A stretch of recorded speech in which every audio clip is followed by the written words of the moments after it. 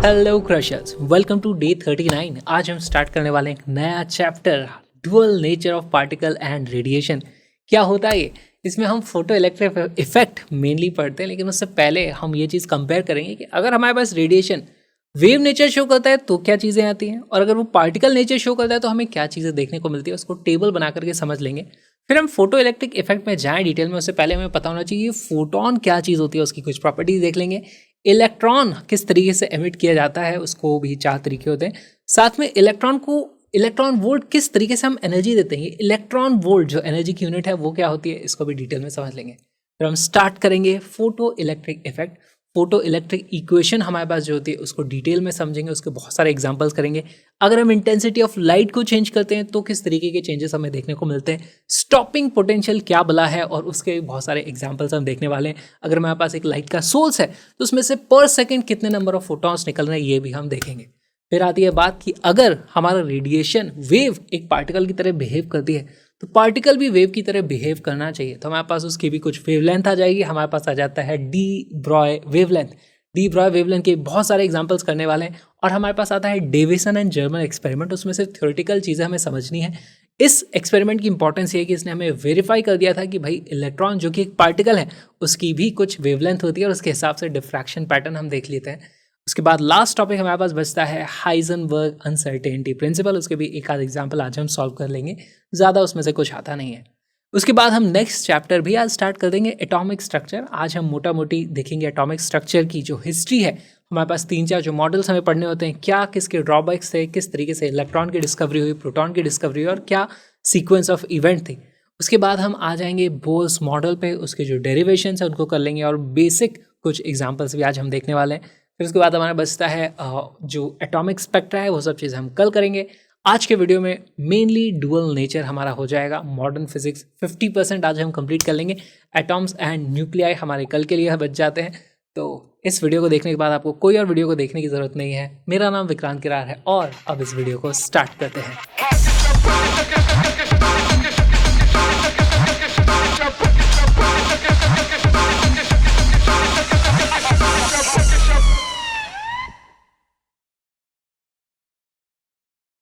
Dual nature of radiation and matter. तो देखो इसमें होता क्या है, हमारे पास लाइट, अभी तक हम उसको वेव की तरह पढ़ते थे, वेव ऑप्टिक्स में हमने पढ़ा। ज्योमेट्रिकल ऑप्टिक्स में भी वो वेव ही थी, लेकिन उसका स्केल ऐसा होता था कि डिफ्रैक्शन इंटरफेरेंस हमें कंसिडर नहीं करने होते थे, तो एक स्ट्रेट लाइन में हम उसको मान लेते थे।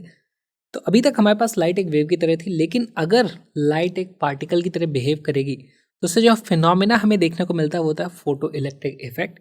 उसकी एक इक्वेशन होती है हमारे पास, energy of photon is equal to work function plus kinetic energy maximum of the electron जो निकलता है। सब चीज़ों को हम डिटेल में पढ़ने वाले हैं, ये खाली ओवरव्यू है। अगर हमारा पार्टिकल वेव की तरह बिहेव करता है तो पार्टिकल की कुछ वेवलेंथ होनी चाहिए, क्योंकि वेव्स की वेवलेंथ होती है। तो वो जो वेवलेंथ होती है वो कौन सी होती है, डी ब्रॉय वेवलेंथ। इसको डी ब्रॉय वेवलेंथ बोला जाता है। लुई डी ब्रॉय हमारे पास एक साइंटिस्ट थे, उनके नाम पे है ये। इसको कंफर्म भी किया गया किस एक्सपेरिमेंट के जरिए, डेविसन एंड जर्मन एक्सपेरिमेंट। इसको भी थ्योरेटिकल चीज़ें, इसको भी डिटेल में हम देख लेंगे। पर हमें बस पता होना चाहिए कि लाइट पार्टिकल की तरह वेव बिहेव करती है, पार्टिकल वेव की तरह बिहेव करता है। तो इसको वेव पार्टिकल डुअलिटी बोला जाएगा, dual nature of radiation and matter बोला जाएगा। दोनों का ही डुअल नेचर है, दोनों ही पार्टिकल और वेव दोनों की तरह बिहेव करते हैं।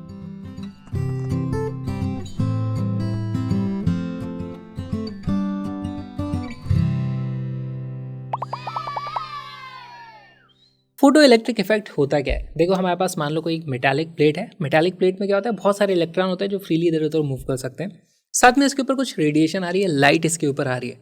तो लाइट में कुछ एनर्जी होती है, एनर्जी का इस्तेमाल करके इलेक्ट्रॉन यहाँ से निकल सकता है और वो बाहर जा सकता है। तो बेसिकली जो इलेक्ट्रॉन निकल जाएगा लाइट का यूज़ करके, उसको हम फोटो इलेक्ट्रॉन बोलते हैं। अब इसको स्टडी किया जाए, और लाइट अगर हमारे पास एक वेव की तरह बिहेव करती है तो हमें कुछ अलग रिजल्ट मिलते हैं। लाइट अगर एक पार्टिकल की तरह बिहेव करती है तो उस इलेक्ट्रॉन के कुछ अलग कैरेक्टरिस्टिक हमें देखने को मिलते हैं।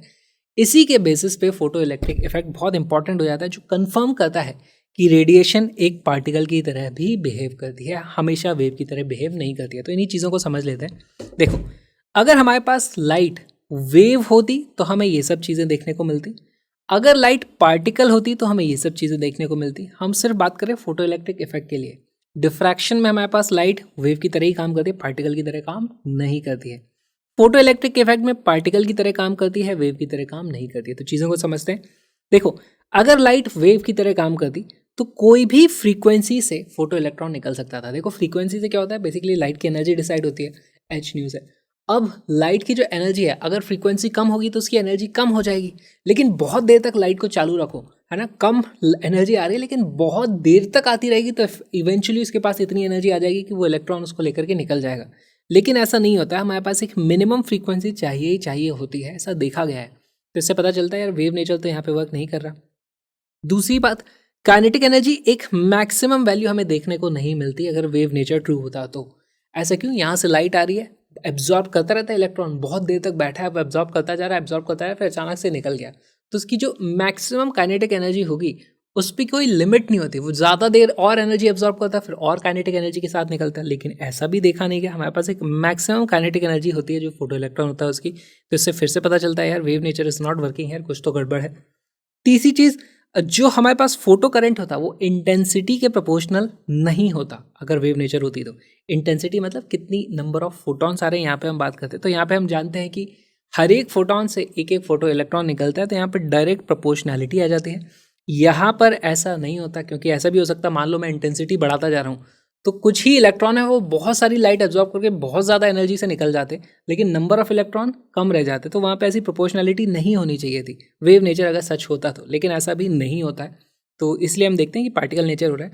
और यहाँ पर थोड़ा सा डिले देखा जाता है ना, लाइट आई, इलेक्ट्रॉन थोड़ी देर एब्जॉर्ब करेगा लाइट वेव एनर्जी को, उसके बाद वो निकलेगा। एनर्जी एब्जॉर्ब करने में टाइम लगता है, लेकिन ये भी ऐसा देखा नहीं गया। हमारे पास देखा गया कि इंस्टेंटेनियस होता है फोटो इलेक्ट्रॉन जो निकलता है। इसमें थोड़ा सा डिले तो होता है, 10⁻⁻9 सेकंड के आसपास का, 10⁻8 सेकंड के आसपास का, लेकिन ये बहुत ही कम है। इसको आप इंस्टेंटेनियस बोल सकते हो कि लाइट तुरंत वहाँ से इलेक्ट्रॉन निकल जाता है। तो यहाँ से हमें फिर पता चलता है यार कि हमारे पास वेव का एक पार्टिकल नेचर भी है, इसीलिए फोटो इलेक्ट्रिक इफेक्ट बहुत ज़्यादा इंपॉर्टेंट हो जाता है। इसी चीज़ के लिए आइंस्टाइन को नोबेल प्राइज़ भी मिला था फोटो इलेक्ट्रिक इफेक्ट के कारण। E=mc² के लिए नहीं मिला था उनको, वो सबसे फेमस उनकी इक्वेशन है, लेकिन उनको नोबेल प्राइज़ इस फोटो इलेक्ट्रिक इफेक्ट में उन्होंने जो काम किया इसके लिए मिला है। और इसमें जो इंपॉर्टेंट चीज़ थी कि energy is absorb as a quanta. Quanta मतलब एनर्जी, एक फोटोन आया, फोटोन की एनर्जी ले ली तुरंत और वो निकल लिया। ऐसा नहीं होगा कि कंटिन्यूसली बहुत देर तक एनर्जी आ रही थी, हम बैठे थे, बहुत देर तक एनर्जी एब्जॉर्ब कर रहे थे और फिर चले गए, है ना। ऐसे कंटिन्यूसली एनर्जी नहीं आ रही थी, क्वांटा आ रहा था, जैसे हथौड़ा ठक से मारता है तो वो एकदम से निकल जाती है वो, ना। इस तरह की चीज़ यहाँ पे देखने को मिलती है।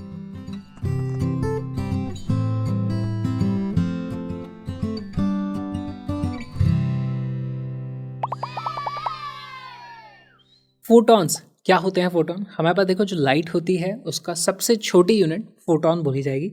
इसकी एनर्जी जो होती है, एनर्जी वो होती है एच न्यू। यहाँ पे न्यू क्या है? फ्रीक्वेंसी। एच क्या है? Planck's constant. इसी को आप लिख सकते हो hc/λ। अब देखो इसकी कुछ वैल्यूज़ हैं, यहाँ पर हमें या तो फ्रीक्वेंसी दी जाएगी या फिर वेवलेंथ दी जाएगी। हमें एनर्जी ऑफ फोटोन पता करना होगा, तो आप इसको किस तरीके से पता करोगे? देखो, इसी एच न्यू को मैं लिख सकता हूँ, एच की वैल्यू कितनी होती है? 6.63 × 10⁻⁻⁻⁻। और हमारे पास सी की जो वैल्यू है, सी की वैल्यू होती है 3 × 10⁸ डिवाइडेड बाय लेमडा यहाँ पे आएगा। देखो ये 6.63 है, इसको भी आप लिख सकते हो क्या? 20/3 अप्रॉक्सीमेटली लिख सकते हो। 3 से ये 3 कट जाएगा, इसकी जो अप्रॉक्सीमेटली वैल्यू आ जाती है इसको मैं क्या लिखूंगा? 2 × 10⁻⁻25। ये हो जाएगा हमारे पास joule metre divided by wavelength. अब वेवलेंथ आपको मीटर में डालोगे तो इस तरीके से वो कट जाएगा, या फिर एंगस्ट्रॉन्ग में डालोगे तो हमारे पास एनर्जी आ जाएगी। बेसिकली इससे हमारे पास जो एनर्जी आती है वो SI यूनिट में आएगी। किस में आएगी? This is SI unit. लेकिन हमारे पास एक और इम्पॉर्टेंट यूनिट है इलेक्ट्रॉन वोल्ट एनर्जी की। इसी को आप E से डिवाइड कर दोगे तो हमारे पास जो वैल्यू आ जाती है, देखो वो आ जाती है energy is equal to hc/λ। इसको हम लिख देंगे 12400 डिवाइडेड बाय वेवलेंथ। ये आती है हमारे पास इलेक्ट्रॉन वोल्ट टाइम्स एंगस्ट्रॉम। यहाँ पे जूल था, यहाँ इलेक्ट्रॉन वोल्ट एनर्जी की यूनिट, यहाँ पे मीटर था, यहाँ पे एंगस्ट्रॉम है लेंथ की यूनिट। बेसिकली हमें अगर कोई वेवलेंथ दे दी जाएगी, मान लो 700 नैनोमीटर, तो आप उसको पहले एंगस्ट्रॉम में कन्वर्ट करोगे, वो कितना हो जाएगा? 7000 एंगस्ट्रॉम। यहाँ पे वैल्यू 7000 एंगस्ट्रॉम रख दोगे, एंगस्ट्रॉम से एंगस्ट्रॉम कट जाएगा, हमारे पास जो वैल्यू आएगी फाइनली इलेक्ट्रॉन वोल्ट में हमारे पास एनर्जी आ जाएगी। तो ये हमारे लिए बहुत ही इंपॉर्टेंट चीज़ है। नेक्स्ट चीज़ हमारे पास स्पीड होती है। स्पीड, फोटोन की स्पीड क्या होगी, वही जो लाइट की स्पीड होती है c, यानी 3 × 10⁸ मीटर पर सेकेंड। तीसरी चीज़ हमारे लिए जो इंपॉर्टेंट है, इसका रेस्ट मास 0 होता है, rest mass is equal to 0। लेकिन दूसरा यहाँ पर एक मास हमें पढ़ना होता है, वो होता है काइनेटिक मास। काइनेटिक मास, डायनामिक मास, कुछ भी बोल दो आप उसको। कैसे इसको निकालोगे, देखो हमारे पास जो भी एनर्जी होती है उसको आप लिख दो E is equal to mc²। यहाँ से मास की वैल्यू कितनी हो जाएगी, एनर्जी डिवाइडेड बाई c², और एनर्जी हमने क्या देखा था, वो होती थी h न्यू, ये जाता है h nu divided by c²। या फिर आप इसी को क्या लिख दोगे, hc अपॉन लैम्डा, यहाँ जाएगा hc upon lambda divided by c², एक c से ही कट जाएगा, इसकी वैल्यू आ जाएगी h अपॉन c लैम्डा। इस तरीके से भी आप चीज़ों को पता कर सकते हो। और एक लास्ट चीज़ हमें पता करनी है, वो होता है मोमेंटम। मोमेंटम की जो वैल्यू होती है, momentum p is equal to energy divided by c। Energy क्या हो जाती है हमारे पास, energy is equal to mc², या फिर hc बाई लैम्डा कर दो आप इसको, hc divided by lambda divided by c। यहाँ से ये कट जाएगा और इसकी वैल्यू आ जाती है h अपॉन लैम्डा। ये हमारे पास मोमेंटम आ जाता है h अपॉन लैम्डा। तो यहाँ से इसी का उल्टा भी हम करते हैं, हमारे पास जब डी ब्रॉय वेवलेंथ हमें पता करनी होगी तो हम क्या करते हैं, lambda is equal to h upon p कर देते हैं। तो ये सब चीज़ें बहुत ही इम्पॉर्टेंट 4 चीज़ें जो हमें पता होनी चाहिए फोटॉन्स के बारे में।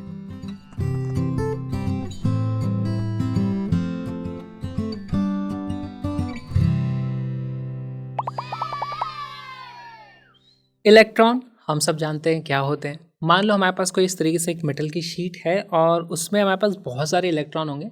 अभी हम बात कर रहे हैं उसमें सरफेस पे अगर कोई इस तरीके से इलेक्ट्रॉन है तो उस इलेक्ट्रॉन को हमसे निकालना है। इलेक्ट्रॉन निकलेगा तो इलेक्ट्रॉन एमिशन कहलाएगा, और वो 4 तरीके से किया जा सकता है। पहला, थर्माइनिक एमिशन, तो उसके लिए हम हीट का इस्तेमाल करते हैं। इसको इतना गर्म कर दो कि इस इलेक्ट्रॉन के पास बहुत सारी एनर्जी आ जाएगी और फिर वो ऐसे ऐसे हिलते हिलते फिर वो कभी कभी बाहर भी निकल जाता है। Photo electric emission by photon, तो इसमें क्या होता है, हमारे पास इस तरीके से लाइट आती है और लाइट की कुछ एनर्जी होती है, वो एनर्जी इलेक्ट्रॉन लेकर के निकल जाता है। यही होता है हमारा फोटो इलेक्ट्रिक इफेक्ट। इसी को हमें डिटेल में पढ़ना है, यही चीज़ हम पढ़ने वाले हैं पूरे चैप्टर में। Field emission by electric field, field emission क्या होगा, यहाँ पे आप इतना तेज इस तरीके से इलेक्ट्रिक फील्ड क्रिएट कर दो, भाई मेटल है इसके अंदर से तो नहीं जा सकता, लेकिन इतना तेज यहाँ पे स्ट्रॉन्ग इलेक्ट्रिक फील्ड रहेगा कि यहाँ से इलेक्ट्रॉन पे इतना तेज फोर्स लगेगा कि वो निकल के बाहर आ जाएगा। दूसरा होता है सेकेंडरी एमिशन बाय इलेक्ट्रॉन। अब मान लो यहाँ से इलेक्ट्रॉन इधर जा रहा था, कहीं जा रहा था, दूसरा इलेक्ट्रॉन यहाँ पे आकर किसी इलेक्ट्रॉन से टकराएगा तो आपस में एनर्जी एक्सचेंज करेंगे और फिर दूसरे इलेक्ट्रॉन को भी वो वहाँ से निकाल सकता है। तो 4 तरीके हो गए हमारे पास इलेक्ट्रॉन निकलने के।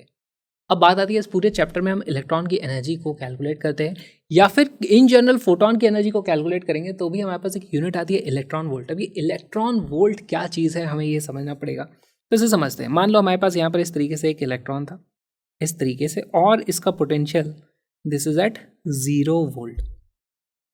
फिर हम क्या करते हैं, इसको 1 वोल्ट से इसको हम एनर्जी दे देते हैं, ठीक है। तो मान लो यहाँ पर कोई प्लेस है जहाँ पर इलेक्ट्रॉन अब आ चुका है, इस जगह का जो पोटेंशियल है वो है 1 वोल्ट। उसको एक्सिलरेट कर दिया है हमने 1 वोल्ट पोटेंशियल से। इलेक्ट्रॉन पॉजिटिव चार्ज होता है, वो क्या कहते हैं, हायर पोटेंशियल से लोअर पोटेंशियल पे आना चाहता है। नेगेटिव चार्ज है तो लोअर पोटेंशियल से हायर पोटेंशियल की तरफ आना चाहेगा, तो वो यहाँ से ऐसे जाएगा, और जब वहाँ जाएगा एक्सेलरेट हो रहा है तो यहाँ पर इसकी कुछ वेलोसिटी आ जाती है। तो पहली बात तो एक बात बताओ, इसमें कितनी काइनेटिक एनर्जी इसने ऐड कर ली। तो देखो हमारे पास जो एनर्जी आ जाती है काइनेटिक एनर्जी, उसकी वैल्यू आ जाएगी Q डेल्टा V। Q की वैल्यू कितनी है, एक इलेक्ट्रॉन का जो चार्ज होता है E उसके बराबर। डेल्टा V की वैल्यू कितनी है, वो है 1 वोल्ट। तो ये जो एनर्जी आ जाती है वो आ जाती है 1 electron volt. This is energy. अब आपको फिजिकली फील करना होगा एक इलेक्ट्रॉन वोल्ट क्या चीज़ होती है। ऑलराइट, क्या मैं इसी को जूल में कन्वर्ट कर सकता हूँ। देखो यहाँ पर इलेक्ट्रॉन का चार्ज अभी E की तरह लिखा है, उसको कूलम में लिख दोगे तो ये SI यूनिट में बन जाएगा, है ना। इसी को देखो मैं लिख सकता हूँ, this is also equal to 1 electron volt is equal to, यहाँ पर वोल्ट तो ऑलरेडी SI है, E नहीं था, तो E को हम क्या लिख सकते हैं 1.6 इंटू 10⁻⁻19। अब ये कूलम आ गया, कूलम इंटू वोल्ट वो हो जाता है हमारा जूल। तो ये हमारा SI यूनिट में कन्वर्शन हो गया। तो अगर हमारे पास कोई एनर्जी जूल में होगी तो आप उसको किस तरीके से इलेक्ट्रॉन वोल्ट में कन्वर्ट कर सकते हो। मान लो मेरे पास 10 जूल था, उसको आप E से डिवाइड कर दोगे तो इतने इलेक्ट्रॉन वोल्ट हमारे पास एनर्जी आ जाएगी। देखो फिर E से ही कट जाता है, हमारे पास फिर से 10 कूलम वोल्ट बचता है, बेसिकली फिर से वो जूल बन जाता है। ओके, अब यहाँ पर और एक कैलकुलेशन हमें देखनी होगी, इलेक्ट्रॉन के लिए ही है वो स्पेसिफिकली। ये जो एनर्जी आई है, ये एनर्जी किसके बराबर हो सकती है? इसको हम बोलते हैं कि देखो भाई, हमारे पास 1 इलेक्ट्रॉन वोल्ट हो जाएगा half m mass of electron into velocity का स्क्वायर, है ना। यहाँ से जो वेलोसिटी, v क्या चीज़ है? वेलोसिटी, उसकी जो वैल्यू आ जाती है, अब यहाँ पे आप सारी की सारी वैल्यूज रख दोगे तो हमारे पास एनर्जी के हिसाब से जो वेलोसिटी हमें देखने को मिलती है, वो जो फॉर्मूला आ जाता है वो आ जाता है 5.92 अंडर रूट ई। ई किस में है? इलेक्ट्रॉन वोल्ट में। ई क्या चीज़ है? एनर्जी, है ना। मान लो मैं बोलता हूँ इलेक्ट्रॉन को मैंने 4 इलेक्ट्रॉन वोल्ट की एनर्जी दी है, तो यहाँ पे आप लिखोगे 4 इलेक्ट्रॉन वोल्ट, है ना। तो बेसिकली 4 का अंडर रूट हो जाएगा 2 बाहर आ जाएगा, 5.92 इंटू 2 आप कर दोगे, साथ में और एक फैक्टर है इंटू 10⁵ मीटर पर सेकेंड। ये एक बहुत ही इंपॉर्टेंट फॉर्मूला है जो आप जगह जगह बाद में फिर यूज़ कर रहे होगे, तो इसलिए इसको याद रखना। ये सिर्फ इलेक्ट्रॉन के लिए, वेलोसिटी ऑफ इलेक्ट्रॉन। अगर यहाँ पे प्रोटॉन होता तो यहाँ पे मास प्रोटॉन का यूज होता, फिर यहाँ पे कुछ और वैल्यू आती। This is only valid for electron. इस चीज़ को आपको याद रखना है। यहाँ पे मान के चलेंगे ये रेस्ट पे था, यहाँ पे कुछ वेलोसिटी आ चुकी है, ठीक है। ये 1 वोल्ट, ये हमारा इलेक्ट्रॉन वोल्ट हो गया। हमने इलेक्ट्रॉन एमिशन भी समझ लिया।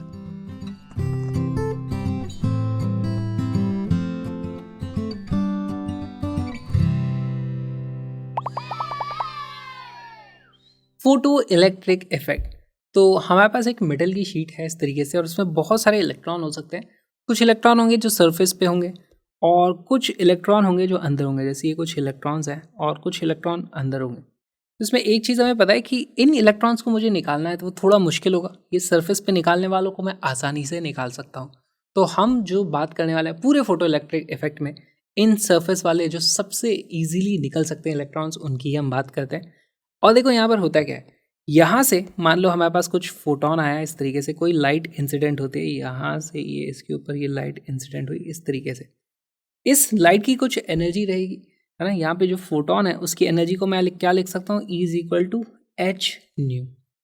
अब वो एनर्जी इस फोटोन ने इलेक्ट्रॉन को दे दी, लेकिन वो इलेक्ट्रॉन अब यहाँ से निकलेगा तो उसकी कुछ पोटेंशियल एनर्जी, उसकी बेसिकली उसको कुछ एनर्जी देनी पड़ेगी तभी वो निकल सकता है। और उसके बाद फिर भी कुछ एनर्जी बचेगी तो वो उसकी काइनेटिक एनर्जी बन जाती है। तो यहाँ से हमारे पास इस तरीके से इलेक्ट्रॉन निकलता है, और फाइनली उसकी कुछ इस तरीके से हमारे पास कुछ वेलोसिटी होती है, उसकी कुछ काइनेटिक एनर्जी इस तरीके से आ जाएगी।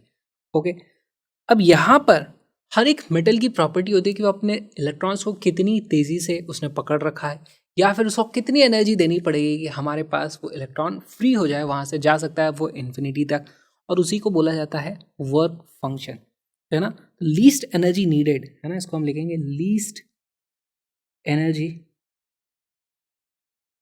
Needed to take out the outer most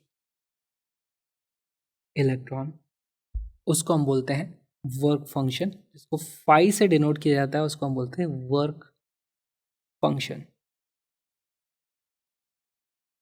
ठीक, अब हम हमेशा आउटर मोस्ट इलेक्ट्रॉन की ही बात करेंगे। अच्छा, एक बात बताओ, हमारे पास इसकी कुछ एनर्जी है, अगर वो एनर्जी वर्क फंक्शन से कम होगी तो यहाँ से जो फोटोन आया है वो इलेक्ट्रॉन को निकाल नहीं पाएगा।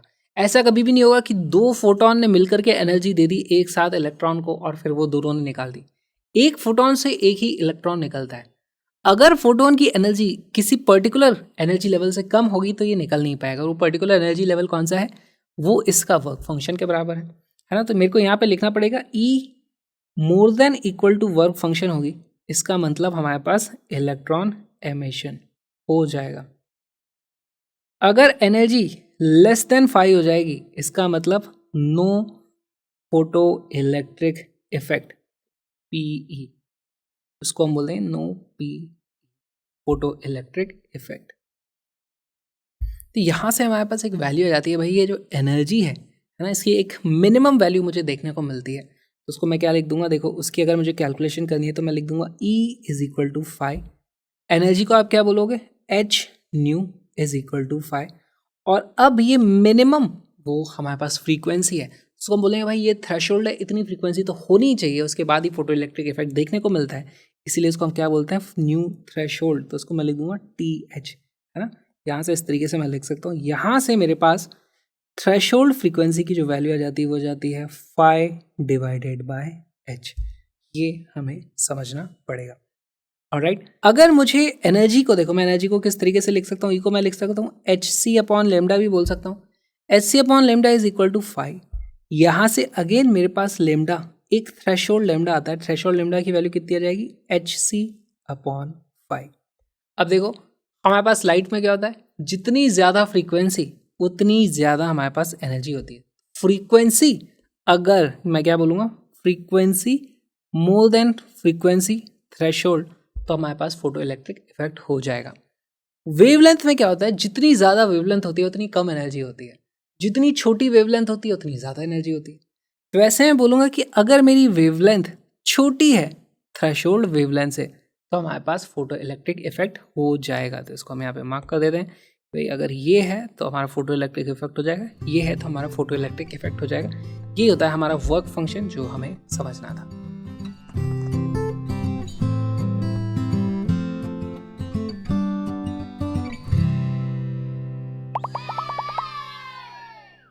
फोटो इलेक्ट्रिक इक्वेशन बहुत ही सिंपल है, कंजर्वेशन ऑफ एनर्जी की यहाँ पे बात होती है।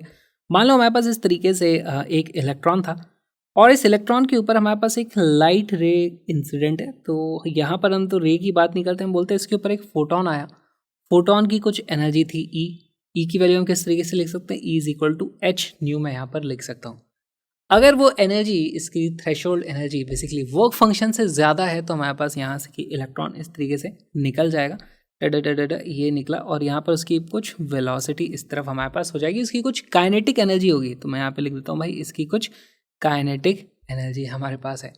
यहाँ पर हमारे पास एनर्जी कंजर्वेशन से क्या आ जाता है, energy is equal to work function plus kinetic energy, है ना। यहाँ से इसकी जो भी एनर्जी थी, पहले कुछ एनर्जी तो इसका वर्क फंक्शन देने में लगेगी ताकि इलेक्ट्रॉन आज़ाद हो जाए, है ना। तो इतनी एनर्जी हमने दे दी, उसके बाद बची हुई एनर्जी कहाँ जाएगी, वही इसकी काइनेटिक एनर्जी बन जाएगी। यही है हमारी फोटो इलेक्ट्रिक इक्वेशन। अब देखो यहाँ पर आपने देखा होगा कि मैक्स लिखा होता है कई बार, तो उसको फील करने की कोशिश करते हैं। मान लो हमारे पास एक और इलेक्ट्रॉन है जो अंदर कहीं था इस तरीके से। अब मेरे पास जो लाइट आ रही थी, लाइट तो इसके ऊपर भी वही वाली इस तरीके से आई होगी, है ना। इसकी भी एनर्जी सेम थी, लेकिन इसको बाहर निकलने में थोड़ी ज़्यादा मेहनत लगी होगी, है ना। कुछ इसके ऊपर फोर्सेस इस तरीके से लग रहे होंगे, तो इसके ऊपर K2 काइनेटिक एनर्जी लगी है। मान लो इसके ऊपर K1 था यहाँ पर इस तरीके से। अब मैं क्या लिख सकता हूँ, हमारे पास जो एनर्जी थी, इस बार मैं लिख दूंगा energy will be equal to work function, तो उसमें लगा ही होगा। फिर साथ में हो सकता है यहाँ एक दूसरे और इलेक्ट्रॉन से भी टकराया हो, या कुछ और रेजिस्टेंस के कारण कुछ एनर्जी का इसमें लॉस हो गया हो, तो वहाँ पे भी हमें लॉसेज में एनर्जी देनी पड़ी होगी। फिर उसके बाद भी जो बच जाती है वो बन जाती है हमारी K2। तो बेसिकली हम ये देखते हैं कि अगर हम सबसे बाहर वाले इलेक्ट्रॉन को इजेक्ट करते हैं, तो हमारे पास जो काइनेटिक एनर्जी आती है वो मैक्सिमम आती है यहाँ पर। अगर वो काइनेटिक एनर्जी मैक्सिमम नहीं है, तो इसी काइनेटिक एनर्जी का कुछ हिस्सा हमारे पास एनर्जी में इधर उधर लॉस हो गया होगा, है ना। और उसके बाद थोड़ी कम काइनेटिक एनर्जी हमें देखने को मिलेगी। तो इन सब चीज़ों को हमें कंसिडर नहीं करना होता है, इसलिए हमारे पास हम क्या लिख देते हैं भाई, हम काइनेटिक एनर्जी मैक्सिमम कितनी मिल सकती है हम ये जानते हैं, तो हम इस वाली को ही हमारे लिए यूज़ करेंगे। हमारे पास जो अल्टीमेट इक्वेशन आ जाती है, एनर्जी की इक्वेशन क्या आ जाती है, E=5 plus kinetic energy maximum, इस तरीके से हम लिख देते हैं। And this is our photoelectric equation. यहाँ पे मैक्स को आपको बस फील करना है कि भाई मैक्सिमम का मतलब क्या है। तो देखो अब मैं इसी को और लिख सकता हूँ, काइनेटिक एनर्जी मैक्सिमम की जो वैल्यू आने वाली है वो क्या आएगी, जो एनर्जी हमारे फोटोन की थी माइनस वर्क फंक्शन, इसको हम इस तरीके से लिख सकते हैं। इसी को मैं लिख दूंगा hc/λ माइनस वर्क फंक्शन, या फिर इसी को मैं लिख सकता हूँ h - phi, इस तरीके से। ठीक, अच्छा फाई को भी हम किस तरीके से लिख सकते हैं, फाई को हमने लिखना सीख लिया था दो तरीके से, थ्रेशोल्ड वेवलेंथ या फिर थ्रेशोल्ड फ्रीक्वेंसी की टर्म में। तो देखो इसी को मैं लिख दूंगा, दिस विल ऑल्सो भी equal to hc/λ minus hc/λ threshold, या फिर इसी को मैं लिख सकता हूँ h - H nu T H, है ना। ये हमें लिखना, हम पहले पिछली स्लाइड पे इस चीज़ को देख चुके हैं।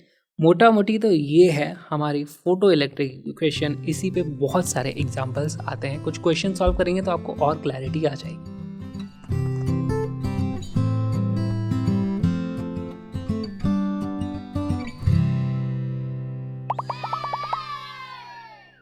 When light of frequency twice the threshold frequency is incident on the metal plate, the maximum velocity of emitted electron is v1.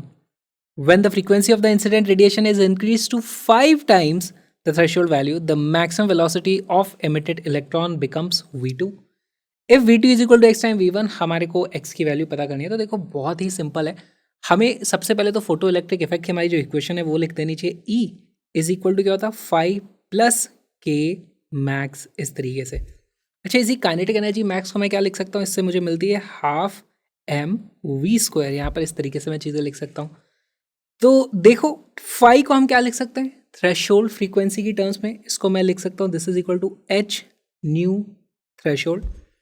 Energy of photon, जब पहले केस की बात हो रही है तो उसकी वैल्यू देखो ट्वाइस है ना, तो यहाँ पर ये मेरे पास आ जाएगा 2 times H nu T H will become half M v1 का स्क्वायर।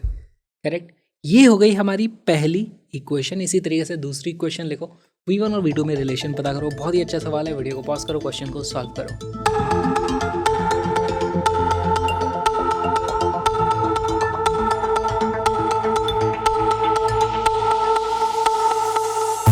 इसका करेक्ट आंसर है 2। सॉल्व करते हैं। देखो हमारे पास ये जो पहली इक्वेशन है, दरअसल इसी को मैं सिंप्लीफाई कर दूंगा तो देखो मैं इसी को क्या लिख सकता हूँ, H nu T H is equal to half M V one square. और मैं यहाँ पे आपको एक और चीज़ बताना चाहता हूँ, यहाँ पर देखो मैंने एनर्जी को एच न्यू लिखा, फाई को भी एच न्यू टी एच लिख दिया। या फिर इसी को करने का दूसरा तरीका क्या हो सकता था, इसी इक्वेशन को लिखने का एक और तरीका हो सकता था, मैं इसको लिख देता भाई, अगर हमारी फ्रीक्वेंसी दोगुनी है थ्रेशोल्ड फ्रीक्वेंसी की तो हमारी एनर्जी क्या होती है एच न्यू। अगर ये दुगना है तो हमारे पास यहाँ पर मैं लिख सकता था इसकी वैल्यू 2 हो जाती है एनर्जी की, will be equal to 5 plus K max. इस तरीके से भी मैं लिखता तो मेरे पास वैल्यू क्या आ जाती, 5 is equal to half M v1 का स्क्वायर। सेम चीज़ हम करेंगे सेकंड, जो हमारे पास रेडिएशन आया उसमें क्या थी, हमारे पास 5 गुनी थी, तो मैं इसको लिख दूंगा 5 times 5 is equal to 5 plus K max. इससे हमें वैल्यू मिलती है, देखो भाई हमारे पास 4 की जो वैल्यू आ जाती है वो आ जाती है हाफ एम v2 का स्क्वायर। अब यहाँ पे आप इन दोनों को डिवाइड कर दोगे तो हमारे पास वैल्यू क्या आ जाती है 4 इज इक्वल टू v2 का स्क्वायर अपॉन v1 का स्क्वायर। यहाँ से हमें मिलता है v2 is equal to 2 times v1 and 2 becomes our correct answer. इतना सिंपल ये सवाल था।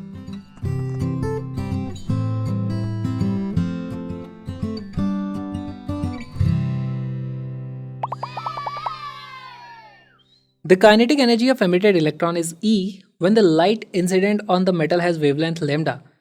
To double the kinetic energy, the incident light must have wavelength. तो यहाँ पे अगेन फोटो इलेक्ट्रिक इक्वेशन का यूज़ करेंगे। हमारे पास क्या होता है E फोटोन, उसकी वैल्यू होती है 5 प्लस के मैक्स। अब इस क्वेश्चन में हमें क्या बोला गया है कि अगर हमारे पास वेवलेंथ लैम्डा आती है तो काइनेटिक एनर्जी जो निकलती है वो E के बराबर होती है। तो मैं क्या लिख दूंगा H C upon lambda is equal to 5 plus E. Next हमें क्या करना है कि डबल द काइनेटिक एनर्जी, हमारे पास क्या वेवलेंथ होनी चाहिए। तो यहाँ पर अगर वैल्यू 2 होती है तो मेरे पास फिर दूसरी इक्वेशन आती है H C upon lambda dash, है ना, लेमडा डैश या लेमडा 2 की वैल्यू आप बोल सकते हो, will be equal to 5 plus हमारे पास काइनेटिक एनर्जी डबल हो जानी चाहिए। पहले अगर ई थी तो अब कितनी बचती है 2 टाइम्स ई। ये हमारे पास दो इक्वेशन आ गई है, आप इससे आप चुटकियों में सॉल्व कर सकते हो।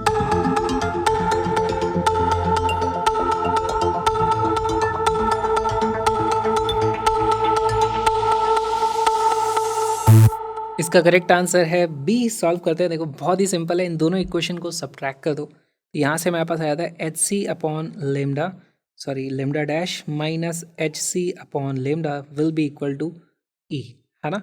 यहाँ से हमारे पास वैल्यू आ जाती है 1 upon lambda dash minus will be equal to E upon H C plus 1 upon lambda. Lambda dash की जो वैल्यू आ जाती है वो आ जाती है H C lambda upon E lambda plus H C, which is option number B. बहुत ही सिंपल सवाल था।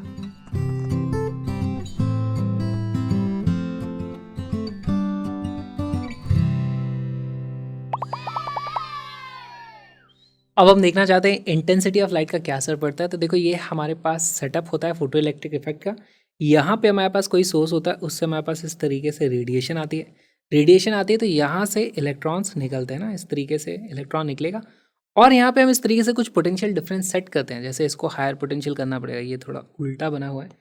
यहाँ पे अगर मैं इसको हायर पोटेंशियल कर दूंगा तो ये वाला हायर वोल्टेज पे हो जाएगा, लोअर वोल्टेज पे हो जाएगा। तो यहाँ से इलेक्ट्रॉन इस तरफ जाएंगे, क्योंकि इस तरफ हमारे पास इलेक्ट्रिक फील्ड सेट हो जाएगा, इलेक्ट्रॉन इस तरफ चलाएंगे। हमारे पास क्या चीज़ मेजर होगी, यहाँ पर अब इलेक्ट्रॉन सर्कुलेट हो रहे हैं तो इसमें कुछ करंट आएगा और उसी को हम बोलते हैं फोटो करंट। तो हम देखो वेरिएशन किस चीज़ का करेंगे, हम वेरिएशन करेंगे इंटेंसिटी और हम मेजर क्या करते हैं, IP इसको बोल दो, या फिर ये है हमारा फोटो करंट। ठीक, अब देखो फोटो इलेक्ट्रिक इफेक्ट में हमारे पास पार्टिकल नेचर होता है। तो एक इलेक्ट्रॉन से आकर के कोलिजन एक फोटोन का होता है और एक ही इलेक्ट्रॉन निकलता है। तो 1 फोटोन इजेक्ट्स 1 इलेक्ट्रॉन। अगर ऐसा हो जाएगा और हमारे पास हम इंटेंसिटी बढ़ाएंगे, तो पहले एक और चीज़ समझो, इंटेंसिटी का मतलब क्या होता है।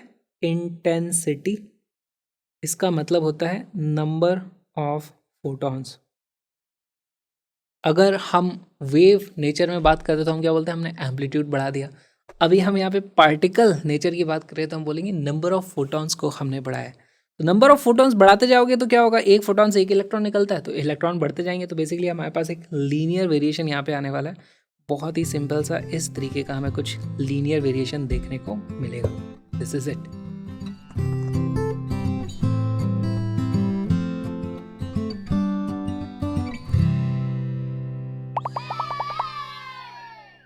Stopping potential photo electric effect में क्या होता है, देखो हमारे पास मान लो यहाँ से कोई लाइट रे इस तरीके से आ रही है, तो बहुत सारे फोटॉन्स यहाँ पर आकर के इस पर टकरा रहे हैं।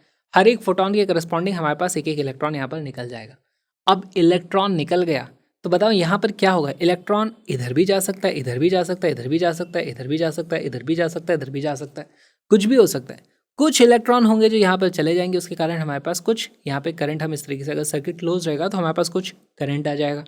कुछ इलेक्ट्रॉन्स मिस हो जाएंगे तो उसके कारण हमारे पास करंट नहीं आ पाएगा। करेक्ट। तो एक चीज़ हमें पहले समझनी है कि अगर मैंने कोई पोटेंशियल यहाँ पे नहीं लगाया, सीधे इसको कनेक्ट कर दिया इस तरीके से, तो उस केस में हमारे पास कुछ इलेक्ट्रॉन्स इधर उधर चले जाते हैं और कुछ इलेक्ट्रॉन यहाँ पर जाकर के हमारे पास करंट को क्रिएट कर देते हैं। अब मैं क्या करना चाहता हूँ, मैं देखना चाहता हूँ, मैंने लाइट की इंटेंसिटी में कोई चेंज नहीं किया, यानी फोटोन उतने ही आ रहे हैं। मैंने यहाँ पर इस तरीके से लगा दी एक बैटरी। जैसे ही मैंने यहाँ पर इस तरीके से बैटरी लगाई है, हायर पोटेंशियल हो गया, तो यहाँ पर इस तरीके से इलेक्ट्रिक फील्ड आ जाएगा। अब देखो क्या होगा, उतने ही फोटॉन्स आ रहे थे, उतने ही इलेक्ट्रॉन निकलेंगे। कुछ इलेक्ट्रॉन तो पहले भी सीधे जा रहे थे, वो तो अभी भी सीधे जाएंगे। लेकिन कुछ इलेक्ट्रॉन जो अभी इधर या इधर जा रहे थे, अब क्योंकि इलेक्ट्रिक फील्ड आ चुका है, उन पे सब पे इधर फोर्स लगेगा और वो लोग भी यहाँ पर इस तरफ आ जाएंगे। तो ऐसे में हम क्या देखते हैं, अगर हम वोल्टेज बढ़ाते हैं तो हमारा फोटो करंट बढ़ जाता है। ऑलराइट। तो अगर मैं यहाँ पर, अगर ये देखो मेरे पास ये वेरिएबल पोटेंशियल है, अगर मैं पोटेंशियल बढ़ाऊंगा तो पहले मेरे पास देखो 0 वोल्टेज पे, इस जगह पे मेरे पास वोल्टेज है, यहाँ पे मेरे पास कुछ फोटो करंट था IP इस तरीके से, और जैसे ही मैं वोल्टेज बढ़ाता हूँ मेरे पास थोड़ा सा करंट बढ़ जाएगा। लेकिन क्या मैं वोल्टेज बढ़ाता जाऊँगा तो करंट इनफाइनाइट तक बढ़ता जा सकता है?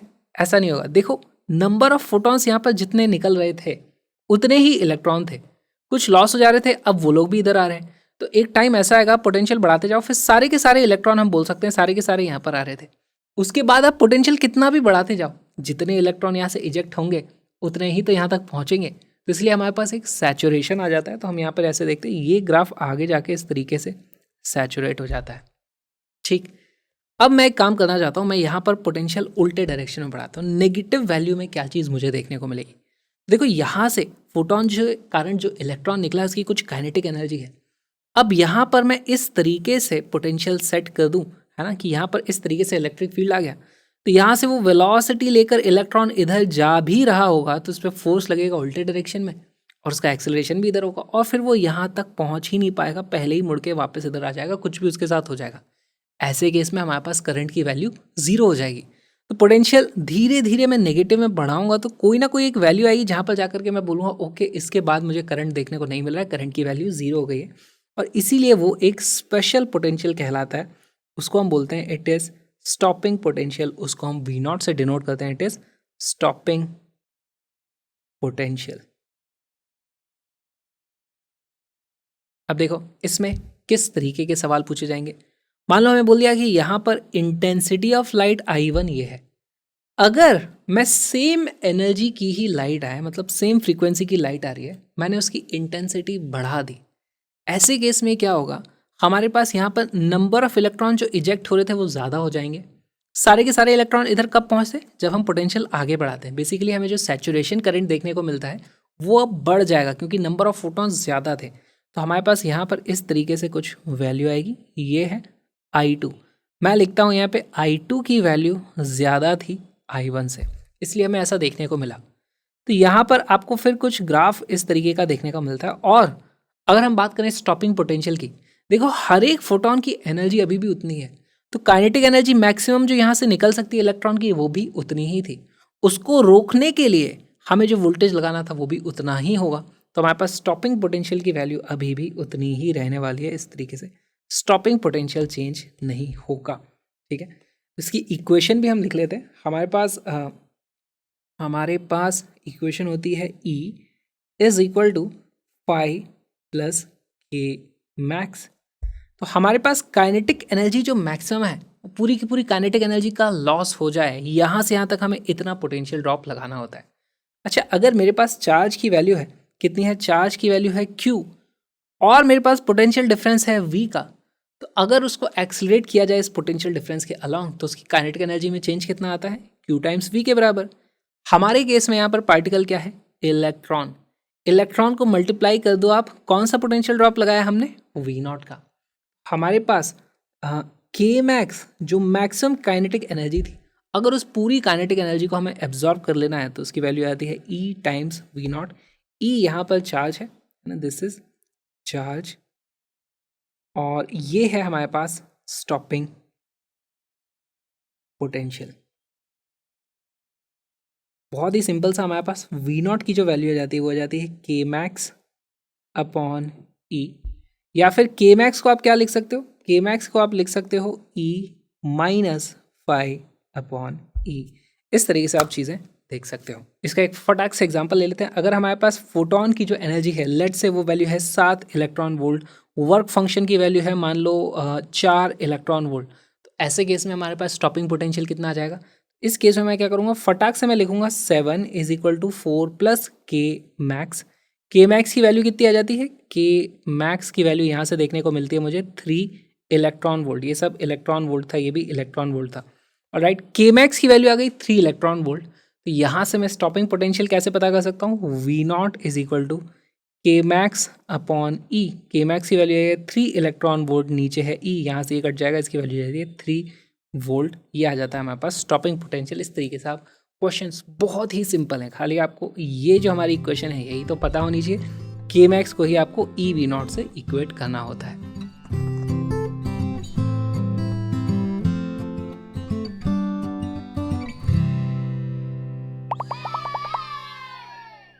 स्टॉपिंग पोटेंशियल में मान लो हमारे पास दो ग्राफ दिए हुए हैं इस तरीके से। एक ग्राफ है ये वाला, ये वैल्यू आती है V1। दूसरा ग्राफ मेरे पास है इस तरीके से, ये वैल्यू है V2। अब आपको लाइट जो आ रही थी है ना, हमारे पास एक 1 लाइट थी, दूसरी 2 लाइट है, इन दोनों के बीच में आप क्या कंक्लूजन निकाल सकते हो। देखो इसको समझते हैं। पहली चीज़ हमारे पास यहाँ पे पहले ये तो IP होता है, इस तरफ हमारे पास V होता है। अगर मैं बहुत ज़्यादा वोल्टेज बढ़ा देता हूँ तो भी मेरे पास सैचुरेशन करंट की वैल्यू सेम आ रही है। सैचुरेशन करंट की वैल्यू सेम आ रही है, इसका मतलब नंबर ऑफ फोटॉन्स जितने आ रहे थे इंसिडेंट थे वो वाली वैल्यू सेम रही होगी ना, क्योंकि saturation current is equal to same. इससे मुझे पता चल जाता है number of photon is equal to same. फिर दूसरी चीज़ मैं क्या देखता हूँ, दोनों के लिए स्टॉपिंग पोटेंशियल की वैल्यू अलग अलग आ रही है। तो ऐसा क्यों होगा, देखो भाई स्टॉपिंग पोटेंशियल का काम क्या होता है, जो इलेक्ट्रॉन वहाँ से निकला है उसको स्टॉप करना। एक में स्टॉपिंग पोटेंशियल की मैग्नीट्यूड ज़्यादा है, दूसरे में कम है। तो जिसमें स्टॉपिंग पोटेंशियल ज़्यादा आ रहा है यानी कि उसको ज़्यादा मेहनत करनी पड़ी होगी इलेक्ट्रॉन को रोकने के लिए, यानी कि इसमें इलेक्ट्रॉन के पास ज़्यादा काइनेटिक एनर्जी रही होगी। V2 is more then V1, इसका मतलब हमें पता चल जाता है kinetic energy 2 will be more than K1। मैं इस तरीके से लिख सकता हूँ। और काइनेटिक एनर्जी क्या होती है, काइनेटिक एनर्जी होती है हमारे पास फोटोन की energy minus work function E2 more than E1 minus 5, इस तरीके से हम लिख सकते हैं। और क्योंकि सेम ही मेटल था तो मेरे पास 5 से 5 कट जाता है, मैं बोल दूंगा यहाँ पे E2 is more than E1 लिख सकता हूँ। और एनर्जी क्या होती है हमारे पास, होती है H nu two minus H nu two more than H nu one. यहाँ H से H कट जाएगा, मैं बोल सकता हूँ यहाँ पर न्यू2 विल बी मोर देन न्यू1। इस तरीके से हम कंक्लूजन्स कुछ निकाल सकते हैं। तो आपको यही चीज़ें समझनी होती हैं।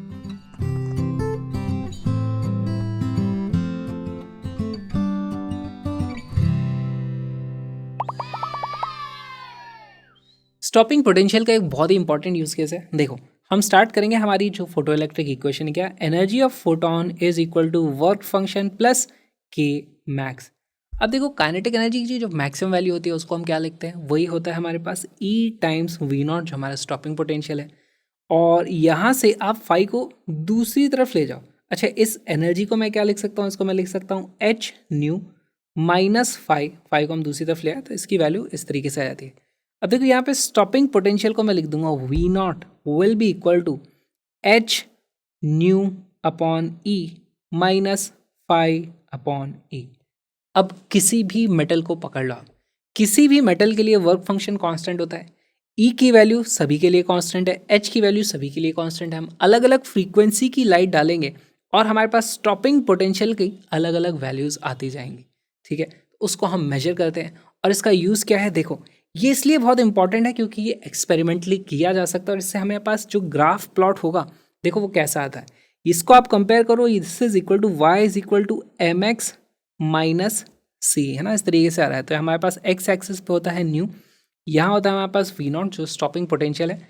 और इसमें देखो न्यू की वैल्यू आप 0 रख दोगे तो वाई पे हमारे पास नेगेटिव कुछ इंटरसेप्ट आ रहा है। तो इसका जो ग्राफ होता है वो कुछ इस तरीके का हमें देखने को मिलेगा, ऐसे यहाँ से इस तरीके से स्टार्ट होगा। और आप कोई सा भी मेटल ले लो, इसके जो स्लोप की वैल्यू है, स्लोप की वैल्यू कितनी है, slope is equal to H upon E is equal to same for all metals. तो आपको कुछ इस तरीके की वैल्यू मिलेगी। जैसे ये है मेरे पास मेटल 1, तो आपको अगर दूसरी कोई मेटल का ग्राफ बनेगा तो वो कुछ इस तरीके से बनेगा। ये हो जाएगा हमारे पास M2 ऐसे। ठीक है, तो यहाँ पर दोनों का ही जो हमारा स्लोप होगा वो सेम आना चाहिए, इस तरीके से दोनों का स्लोप सेम स्लोप। और आप इस तरीके से अलग अलग ग्राफ को प्लॉट करोगे, उससे आपको स्लोप की वैल्यू मिल जाएगी और स्लोप की जो भी वैल्यू आ जाएगी उससे आप H की वैल्यू पता कर सकते हो, है ना। H बाई E में H को आप इस तरीके से कैलकुलेट कर सकते हो, इसीलिए ये बहुत इंपॉर्टेंट हो जाता है। एग्जाम में इसको पूछा जा सकता है H की वैल्यू कैसे कैलकुलेट की जाए। तो भाई ये एक तरीका हमारे पास आ चुका है। क्या आप इन दोनों मेटल के बारे में बता सकते हैं, इन दोनों मेटल में क्या अलग बात है। तो देखो इनमें जो वाई इंटरसेप्ट है वो क्या चीज़ को दर्शाता है, वो उसके वर्क फंक्शन को दर्शाता है। इसमें मेटल 1 के लिए वाई इंटरसेप्ट का मैग्नीट्यूड कम है, मेटल 2 के लिए वाई इंटरसेप्ट का ज़्यादा हमें देखने को मिल रहा है मैग्नीट्यूड। तो मैं लिख सकता हूँ यहाँ पर phi 2 is more than phi 1।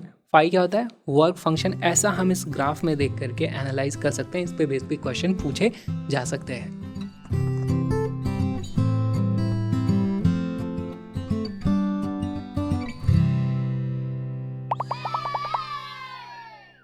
The work function of a surface of a photosensitive material is 6.2 electron volt.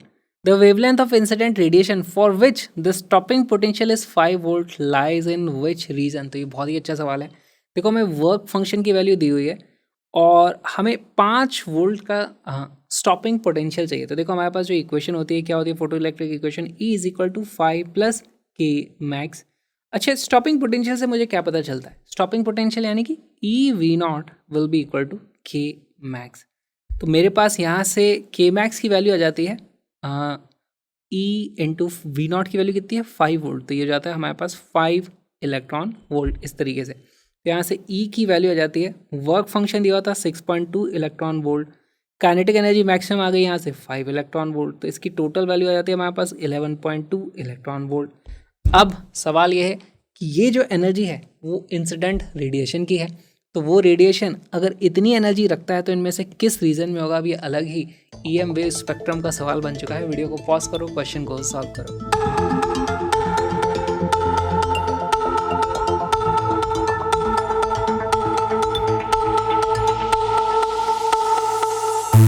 इसका करेक्ट आंसर है यूवी। तो कैसे आया? देखो हमारे पास इतनी एनर्जी है।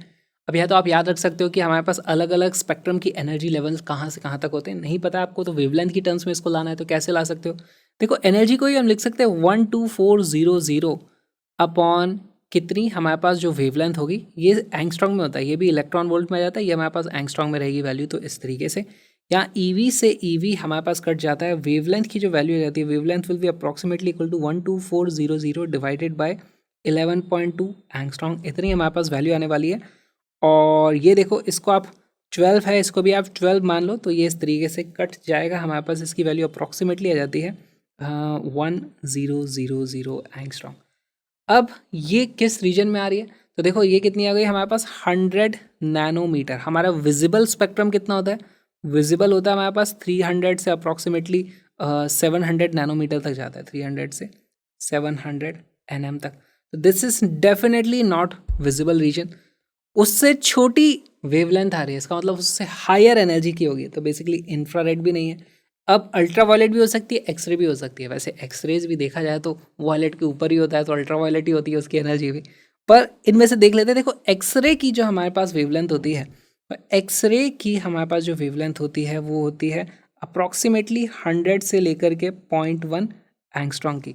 और हमारे पास जो आई है वो आई है 1000 एंगस्ट्रॉन्ग। तो दिस विल बी हमारे पास अल्ट्रावायलेट एक्सरे भी हमारे पास नहीं हो सकती, ये भी नहीं हो सकती, तो ये भी नहीं हो सकती। A is our correct answer. इस वीडियो को पूरा देखने के लिए अब आपको आना पड़ेगा क्रैशअप लर्निंग ऐप पे, link is in the description. JEE month पूरा कोर्स आप ले सकते हो, जहाँ पर 42 डेज में हमने जेई मेन कम्प्लीटली कवर कर दिया। उसके बाद 42 डेज में ही जेई एडवांस कम्प्लीटली कवर कर दिया। और साथ में आप कलरफुल नोट्स की पीडीएफ भी एब्सोल्युटली फ्री में डाउनलोड कर सकते हो, सारी के सारे वीडियोस की। तो उससे आपको बहुत अच्छा रिवीजन हो जाएगा। अभी के अभी डाउनलोड करो, link is in the description, वहीं पे आपको मिल जाएगी। साथ में आप चाहो तो हार्ड कॉपी भी खरीद सकते हो, हार्ड कॉपी रहती है तो लास्ट मिनट में रिवीजन करना बहुत आसान हो जाता है। और मेरे व्लॉगिंग चैनल को भी सब्सक्राइब कर लेना। हम मिलेंगे अगले वीडियो में।